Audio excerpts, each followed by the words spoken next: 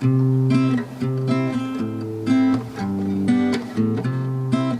my name is Melissa and welcome to Bullion Homestead. And today I wanted to talk to you about bulk buying and my grocery budget.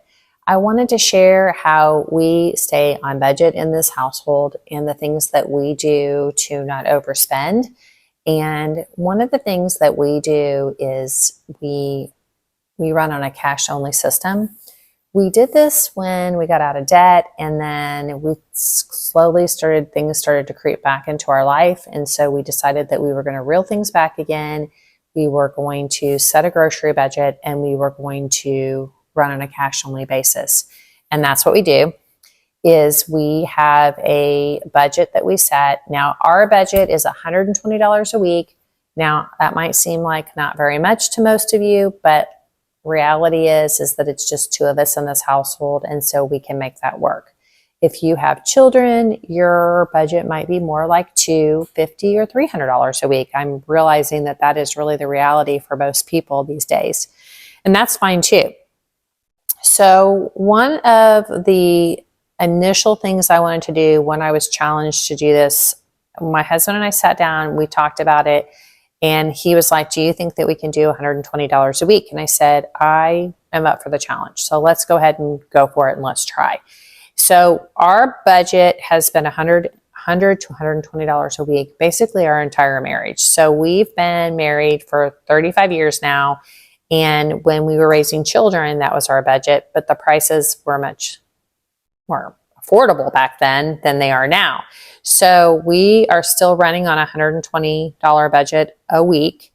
And I know that that is difficult to even fathom. But the one thing I would say about that is that we do not incorporate meat in that budget. So if that helps you, what we do is we purchase meat from the farmers around us. So we last summer in July, it's January now, we purchased a quarter of a cow and we purchased a quarter of a pig. When I was picking up my cow, they said they had a quarter of a pig. They had a pig that they had butchered, and they were selling a quarter of a pig to the public, and then their sales kind of dropped off. So they had them for sale, and they offered me a good deal on it that day. So I went ahead and grabbed a quarter of a pig while I was there.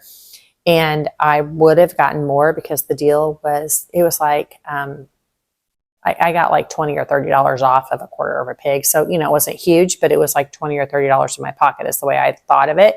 And I would have bought more, but at the time we only had a small freezer. Since then we've purchased a large freezer. So now we have a large upright freezer for meat and a medium, it's not really small, it's more like a medium freezer for our fruits, vegetables, and whatnot that we actually keep in the freezer.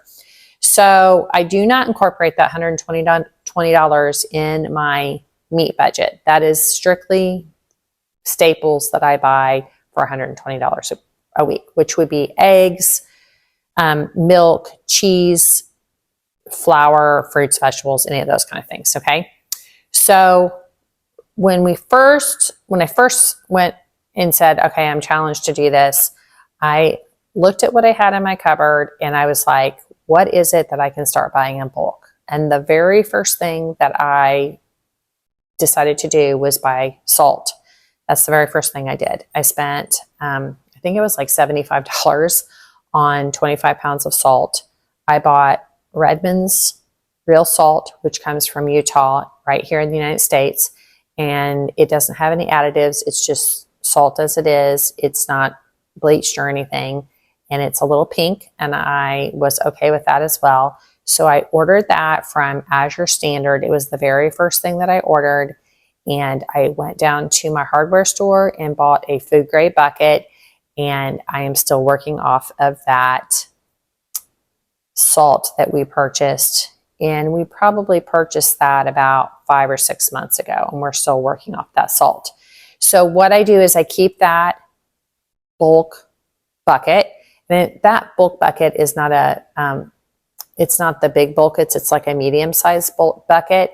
So I want to say, now I can't recall if it might be like a 3-gallon bucket, because my other gallon buckets are like 5-gallon buckets. So I think it's probably like a 3-gallon bucket. And it's full of salt, and then I just keep it stored away. And then when I need salt out here in the kitchen, I actually just go fill my little salt bowl that I have and put it out here for cooking. That's the very first thing I did. So in doing that, I took that $75 out of my budget for the month so I could incorporate that into my $120 a week. So we get $480 a month in grocery money. So I took that $75 off of that. So it gave me about $405 to spend on food for the rest of the month. Okay. So then the next month when I went to buy my Azure Standard order, or also my Costco's or Sam's, like if I bought anything from Costco's or Sam's that would be incorporated in our grocery budget, I included that and I subtracted that from our $400 that we had left over. So, so if let's just say I bought the salt and then I went to Sam's and bought, we don't butcher our own chicken. So maybe I bought chicken at Sam's and we sometimes would buy, let's see, what else do we buy? Vinegar or something like that in bulk. Then I would take that off my $120 budget per week or per month. Okay. So the next month, what I did is I concentrated on what's the next thing I can bulk buy. Well, I found that I had a lot of things in my cupboard that were already in bulk that I didn't even really recognize. So I had a bunch of bags of beans, for instance, in there, and they were just all just thrown in there. So the first thing I did is I took some of my grocery money and I purchased some bulk food grade buckets. And you can get those at Lowe's or Menards. That's where we got them. You can buy them other places too, but they're cheaper at those places. And I think I spent maybe $8 with the lid, maybe $9. It was $8 or $9 with the bucket and the lid. So pretty reasonable. And I took what I had, I cleaned out my pantry, and I actually looked at what I had in my pantry, and I started to bulk fill those containers. That's the very first thing I did so that I knew what I had. So I had rice, we had oatmeal in bulk. I had no idea how much oatmeal I had in there. We had, we had rice, we had oatmeal, we had some black beans and some kidney beans, and then of course flour and sugar. And then I had so much brown sugar because I had bought brown sugar and didn't realize I already had brown sugar, and then had some brown sugar in a ball jar. So I put all of my brown sugar. So that is the second thing that I did, is I just looked at what I had and I put it in bulk containers so that I could start building from there. Okay. So when I could see what I really had after I cleaned out my pantry really good, then I started to look at what is it that we eat that I can start buying in bulk. So the next thing that moving forward, what I started to do is, and this is what I do today still, is if I run out of something, the very first thing I do is get on Azure Standard and see what their per ounce price is. And I compare it to the grocery store, and almost always per ounce, it is cheaper. And when I say that, for instance, I purchased parsley and I needed some parsley. And if you buy parsley in a little container from the grocery store, you get about a half to 1 ounce of parsley, and it's normally like $5 or $6.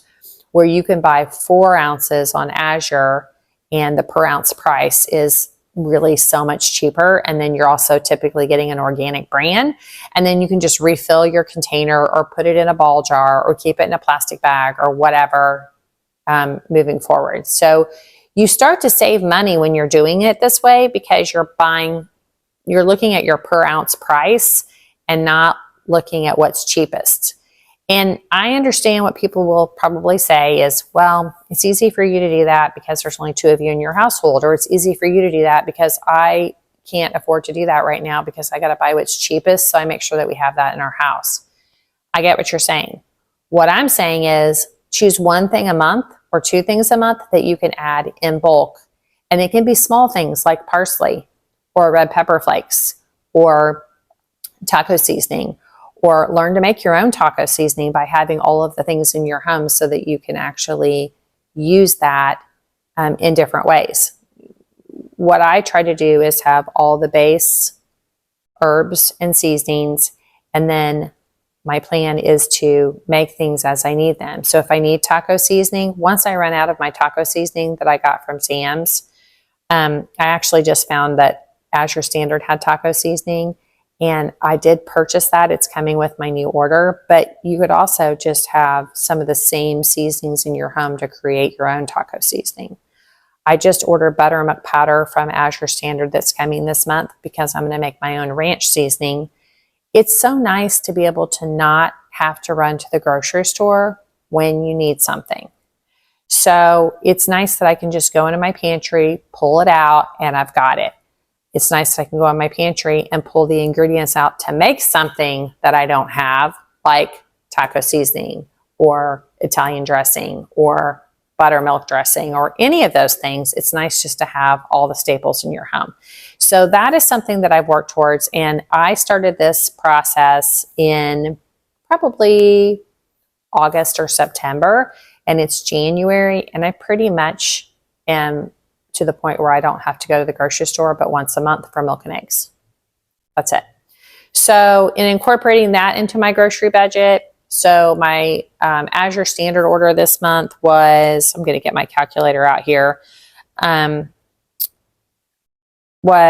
me see, it was I just paid for it. It was $323. So I get $480 in grocery money, and I'm going to take $320 out of that money because I spent $320 some dollars at Azure Standard. I'm taking that away from my monthly grocery budget, which gives me $160 left over in grocery money. So if you divide that by 4, if you're somebody that takes your money out every week, that gives me $40 a week. So I very seldom find that I need $40 a week because I have a fully stocked pantry now and 2 fully stocked freezers. I just really don't feel like I need that. If I go buy milk, I normally buy, for me, I buy like 2 gallons of milk a month, and that's only to make yogurt since I make my own yogurt.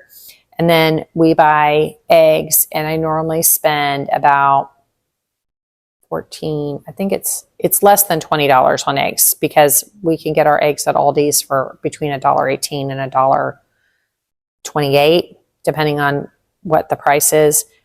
And we eat eggs every single morning. So normally I think that I buy about 12 dozen eggs. So 12 times 1.18 minus 34. So that if I spent, that's $12 left over. So basically, if I take my $40 one week, and I buy my eggs and my milk, I still have $12 left over. But then I've got $40 left over for 3 more weeks. And what I do is I just stockpile that money. It's kind of like Dave Ramsey's, like paying off your debt. It's the same thing.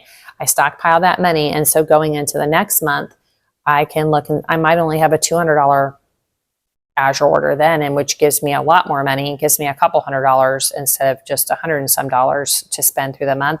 And then I've had maybe $50 left over from the month before, and so that just kind of adds up.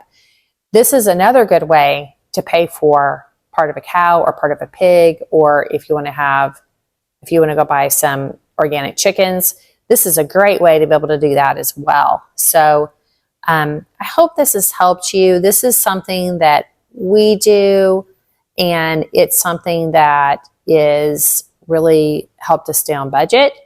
It's helped us eat better because I'm buying better products now. I'm able to actually splurge a little bit on some better products that I really couldn't buy before because I'm spending my money in a different way. And then also helps with just having some food security in our home, because if one of us would get sick, or one of us would get injured, or one of us would lose our jobs, we would still have food in our home. And we are working on building that food security all the time. So we hope you've liked this video. If you don't mind liking and subscribing for more content, that would be great. We hope you're having a great day. Bye.